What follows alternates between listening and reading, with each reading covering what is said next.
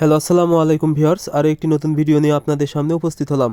আজকের ভিডিওতে মূলত আমি আলোচনা করব ব্রয়লার মুরগির যদি চোখ ফুলে যায় এবং ঠান্ডাজনিত প্রবলেম হয়, সেক্ষেত্রে আপনাদের কি করণীয় বা কী ওষুধ দিয়ে মুরগিকে দ্রুত সুস্থ করবেন।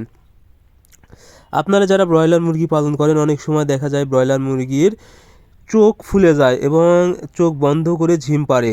সেক্ষেত্রে অনেক সময় মুরগি কিন্তু মারা যায়। এই জন্য আপনাদেরকে দ্রুত মুরগিকে সুস্থ করা অত্যন্ত জরুরি।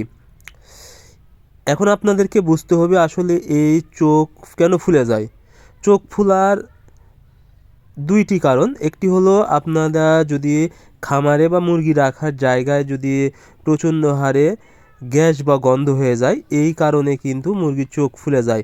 যখন ঝাঁঝালো গন্ধ বা গ্যাসটা মুরগির চোখে লাগে বা মুখে লাগে, তখন হচ্ছে কি চোখটা ফুলে যায়। অর্থাৎ এটা মূলত করায়জা রোগের একটি লক্ষণ বা দেখা যাবে এই রোগে কিন্তু মুরগির চোখ মুখ ফুলে যাবে এবং মুরগি হাঁপি টানবে। একসময় দেখা যাবে মুরগি খাবার খাবে না।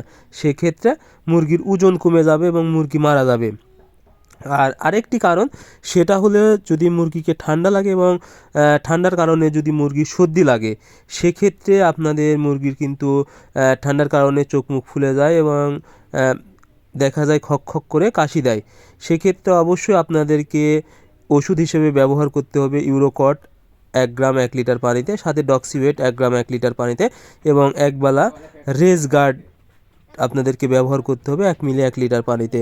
অথবা যদি প্রচণ্ড হারে সর্দি বা ঠান্ডা হয়, সেক্ষেত্রে আপনারা কিউটিলেস অর্থাৎ টিলমাইকোসিন এই গ্রুপের ওষুধ 1 মিলি 3 লিটার পানিতে, সাথে ডক্সিভেট 1 গ্রাম 1 লিটার পানিতে এবং এক বেলা যদি আপনারা পালমোকিয়ার স্প্রে করতে পারেন মুরগি রাখার জায়গায় 10 মিলি 1 লিটার পানিতে, আশা করি মুরগির এই সমস্যাটা ঠিক হয়ে যাবে।